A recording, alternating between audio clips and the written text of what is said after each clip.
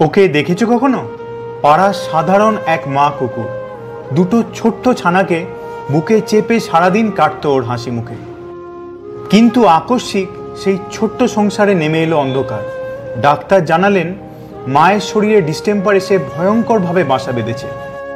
জীবন মৃত্যুর এই লড়াইতে ছানাগুলোকে ছেড়ে যেতে হলো মাকে, কারণ মা সুস্থ না হলে ওরা কেউই নিরাপদ নয়।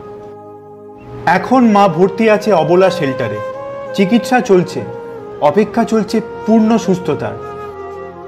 আর এদিকে ওর দুটো ছোট্ট বাচ্চা আজও খুঁজছে ওর মায়ের গন্ধ, মায়ের স্পর্শ। ওরা বুঝতেই পারছে না কেন তাদের মা আর ফিরে আসছে না। 15 দিনের চিকিৎসা, থাকার খরচ 1500 টাকা, ডাক্তারের ফি আরও 400 টাকা। এইটুকু সহায়তা পেলে মা আবার ফিরতে পারবে ওর ছোট্ট শিশুদের কাছে।